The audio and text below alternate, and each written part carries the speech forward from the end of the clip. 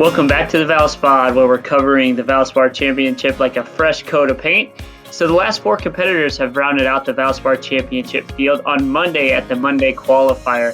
And the expert in the field of mini tours and Monday Qualifiers is Ryan French of Twitter fame. He joins us to talk about the four new competitors right now.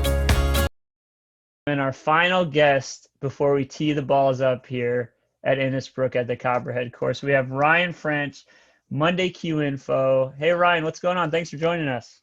Thanks for having me on, man. I appreciate it.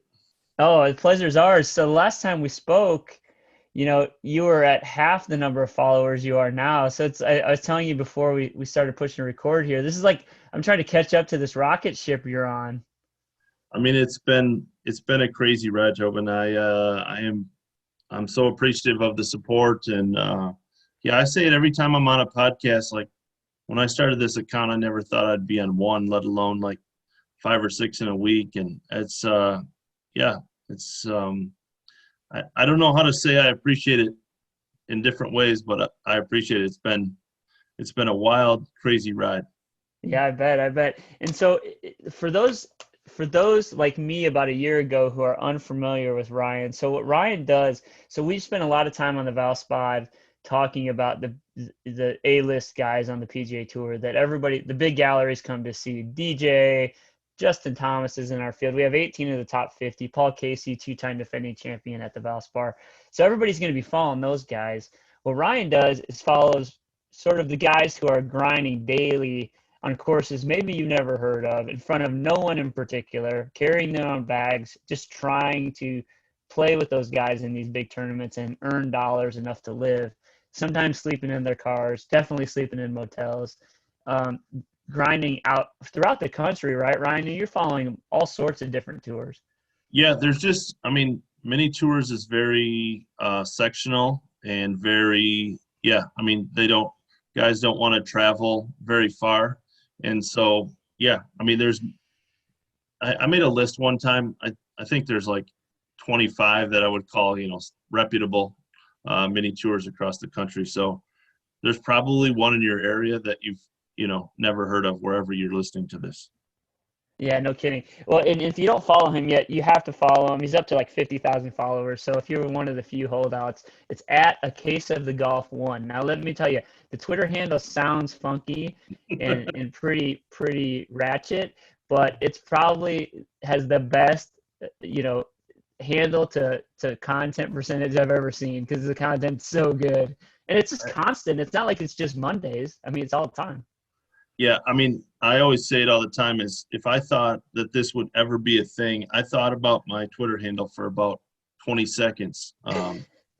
So it is by far, it's not close, the worst handle in all of golf Twitter. The idea was A Case of the Mondays, and then A Case of the Mondays was too long, and then A Case of the Golf was somehow taken. And so Twitter suggested A Case of the One, and I was like, okay. And like I said, if I thought I would have more than 100 followers, I would have put more than 20 seconds of thought into it. Nice. And so Ryan, the reason Ryan's such an expert not only is because he's all over these tours, and he starts to know these guys and the people around these tours, and really can bring a unique perspective. And it's such a unique perspective that the PGA Tour has noticed. You're writing for the PGA Tour. You're profiling these guys as they enter our tournament. So as we come kind of full circle back to the Valspar Championship, Ryan, I wanted to have you on.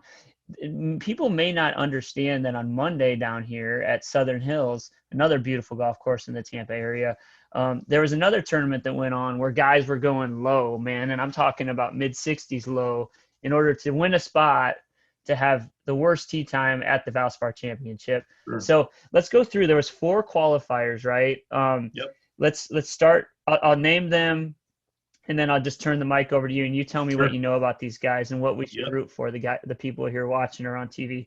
All right. So there's two young guys, I'd say, in their 20s. Jordan Hahn, he's 23 years old, and Michael Visacki. Visacki, yep, exactly. Okay, yeah, and go ahead and start with Jordan and get to Michael, because he's going wild on Twitter, right? Yeah. I mean, Jordan, Jordan, just like a sidebar, is going to be the tallest golfer. There's just not many tall golfers. So start with Jordan. How tall is he? He's 6'9". So Jeez. yeah, but had a good career in Wisconsin. Graduated 2019. Has the lowest career scoring average up there, the lowest season average up there. But I mean, Northern schools. I mean, he had a very good career. Won the Illinois Amateur, originally from Illinois. And he just won his first mini tour event down at the Florida Elite Tour down by you guys in January. So, I mean, he's a very good player, had a good amateur career.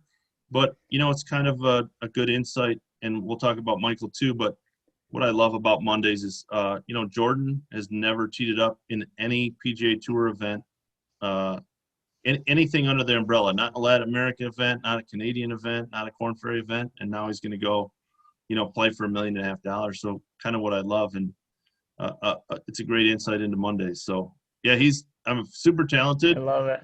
Yeah. And then, like you talked about, Michael has really kind of blown up. I mean, he's literally gone viral. Before we talked, the tour was at the Monday, and I looked at their video with him. It has 1 million views, and it's just wild. So yeah, Michael would be what I would call kind of a mini tour legend, definitely one of the best mini tour players in the country, who just hasn't played well at the right times in order to get his Korn Ferry card, or he's missed a few times at Mondays by 1 or 2 or lost in a playoff. I mean, he has like 40 mini tour wins.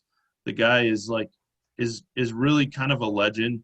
Last Q School on the 71st hole at second stage made a double bogey to miss by 1, and that's kind of happened a lot in his career.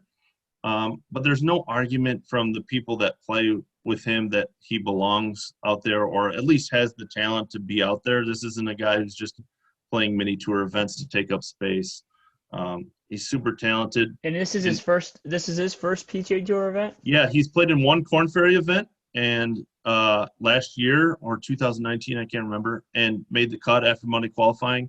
And yeah, this will be his first PGA Tour event. And he's a super nice dude, really big guy. He's a really great dude. And, that video, if you haven't seen it, it's on the tour's website. I mean, it is a perfect insight into what Mondays mean to guys. At the end of the day, if he doesn't make the cut, Tobin, he's going to lose, $2,500. He's going to pay a caddy. He's going to pay for a hotel. He's got to pay for his food, whatever. So he's going to lose $2,000. But that moment, if you go back and look, and I had someone there videotaping it, I have the putt that he made on the second playoff hole to get in. And what it means to these guys, it's why I love Mondays. I mean, he's been out there 7 years. He's been a pro and never gotten to that point, and has been talked about, like, why isn't he making it? Why isn't he making it? And, if you watch the video of the putt and the interview after, it is 7 years of, like, grinding his butt off to get to the best tour in the world. And to have that putt is just, it's really, it's a pretty cool moment. I'm glad people are taking notice, because I think this side of pro golf and Michael's story needs to be told. I love it. And I love that I agree with you. And I think that as people walk around, if you're at a golf event, you kind of, it's a little bit dizzying, like the top 10 guys that everybody can recognize, because there's so much going on, and there's 18 competitions going on any day you're there. So I hope fans really grasp onto these stories locally and follow these guys as they go, and just we are limited capacity, but whatever roars they deserve. I mean, they've earned over a lot of blood, sweat, tears, and empty wallets. Yeah, I mean, I use examples all the time. Joel Damon is a perfect example. I think people see him as this social media guy, and he's great on social media and friendly guy. He's all of those things for sure.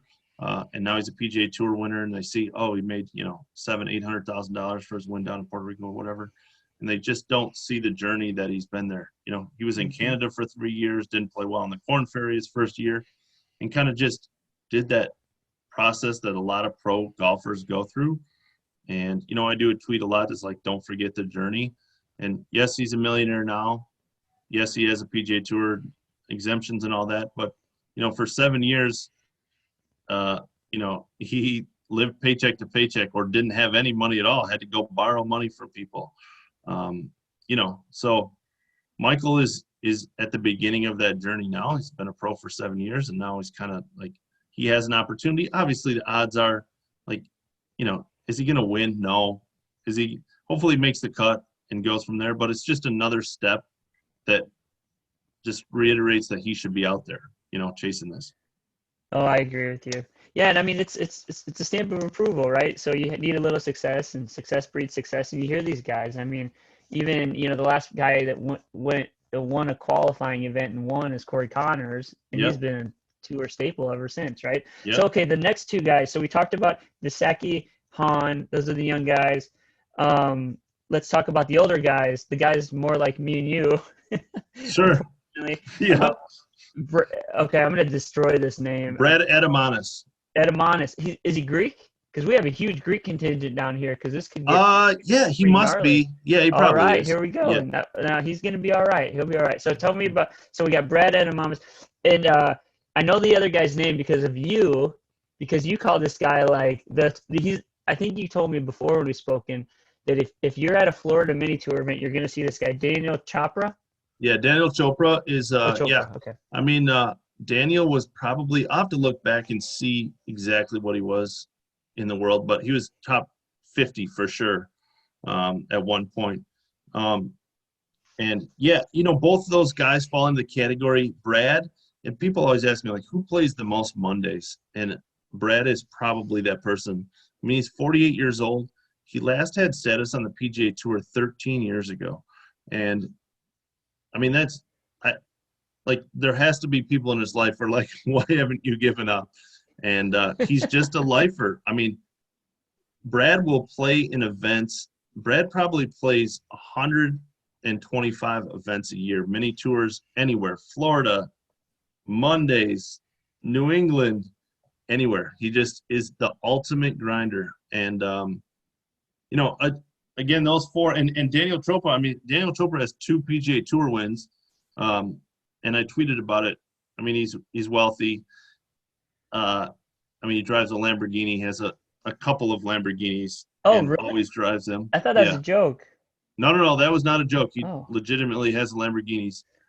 But again, I like that side of it too, because he could be at home just never going to Mondays. I mean, he doesn't have to be at a Monday. He's obviously has enough financially. This is not a financial thing.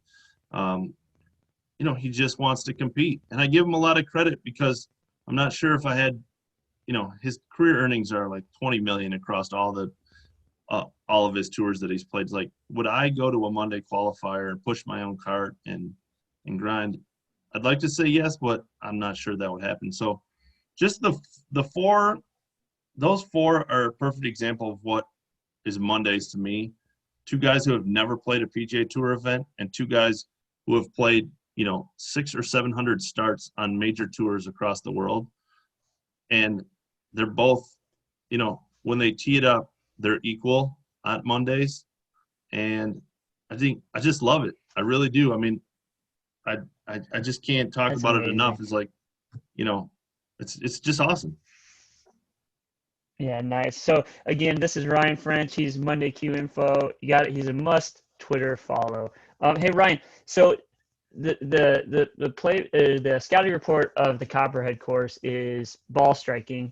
Everybody you talk to, so Paul Casey's our 2-time defending champion. So think of a player like him winning it most times at like an 8 underscore.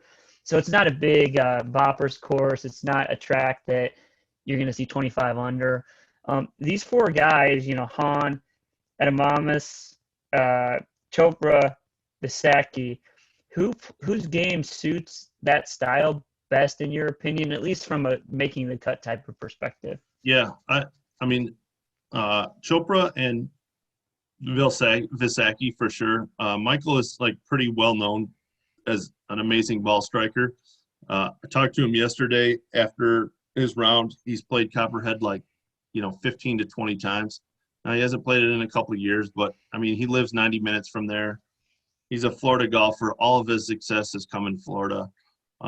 So, you know, he knows the course, knows the layout.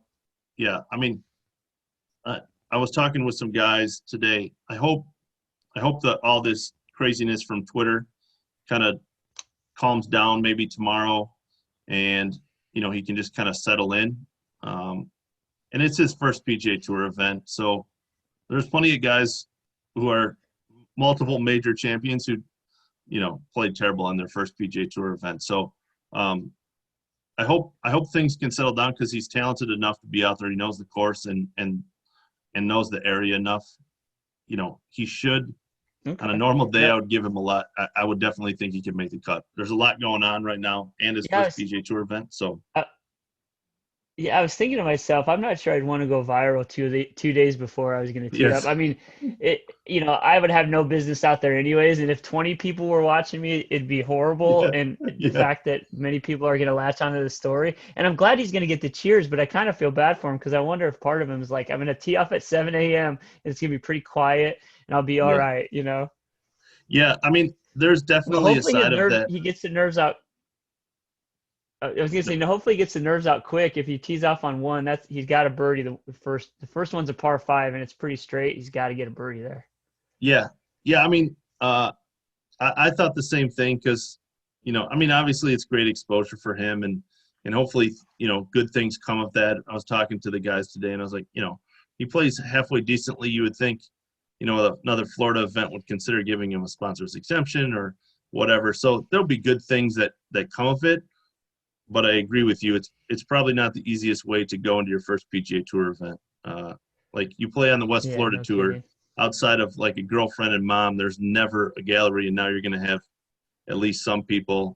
I tried to get PGA Tour Live. I don't know if it'll work to follow his group and those kind of things. That in hindsight, it's a tough way to make your PGA Tour debut. Yeah, no kidding. Just before we turn away from the Valspar Championship, I just want to, at the end of your PGA Tour columns, one of the things I typically appreciate I characterize myself as a novice golf fan, right? I follow golf, but surface level versus what you're doing. So when I read your stuff, I always kind of pan down and see, okay, what when you look at forest through the trees at Monday Qs, the scoring average, it was taken aback. The winners are averaging 67. So these guys are throwing absolute darts into these things. I mean, this is not shoddy play by any means. Now, a couple weeks ago, I know that there was some Twitter banter about a guy that threw up a 108 in qualifying. So, yeah. I mean, just tell me about the atmosphere around these Qs, and not only the zany, but then also how great some of these guys really are. Yeah, I mean, I think that's really one of the main points of the account is, if you go to a mini, I say this is like if you took a guy who's playing Monday Qualifiers and the 50th best player on the PGA Tour, and you put them side by side at a range, and you didn't know who they were, you would not be able to ever see the difference between their play. Now, obviously, there's a difference because one's on the PGA Tour or not, but to a casual golf fan, you would go like, oh, and there's plenty of very good developmental tour players who, if given a PGA Tour card, could stay out there easily. They just haven't played well at Q school or whatever the circumstances are. So, yeah, I mean, Mondays are a whole different thing. Now they've become a thing where, like characters show up, but there's always been characters. For the most part, it's guys who are really, really good. At the PGA Tour Mondays, it's very much there's young guys trying to make it and old guys trying to make it back. And then, a mixture of Korn Ferry people in the middle there. So, yeah, guys just out of college who are, were great college players. Norman Zhang was at this Monday. He was the #1 amateur in the world for a long time. His coach called him the next Tiger Woods. Hasn't been able to crack an egg in the pro golf game, and now he's at Mondays. And then, at the other end, you have Aaron Baddeley, who's a 5-time PGA Tour winner. I recognize that name. Yeah, who's lost his PGA Tour status and now, trying to work his way back. So it's it's great insight into Mondays are a great insight into pro golf, because I always say there's very rarely I go to a Monday and I'm scrolling through the field and I go, wow, I can't believe he has to Monday qualify, So it's just not as glamorous as you think it is. As far as play, yeah, I mean, you got to shoot 66, 67 to get into a playoff. At the Corn Ferry Monday this week, you needed to shoot 64 to get into the playoff. So it's obviously they play a little easier courses. That's crazy.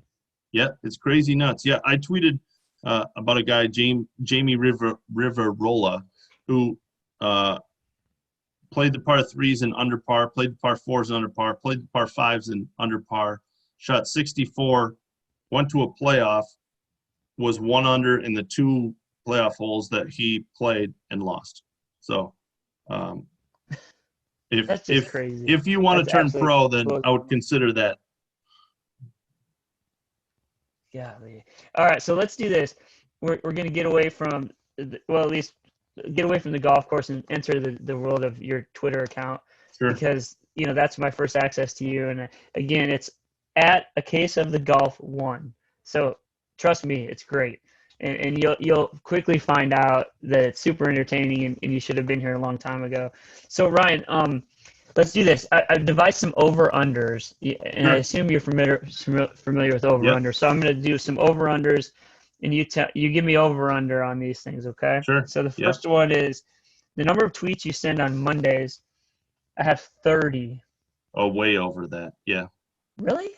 I was thinking about the number of hours. Like, how many hours are you spending on?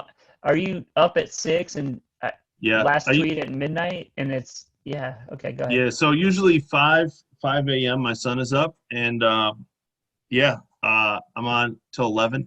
If you include replies, because there's a lot of questions as the account has grown, like how many spots and those kind of things. If you include replies and those type of things, over 75 to 100 on Mondays. So 30 is way okay. That was easy money for you. Way over. Okay.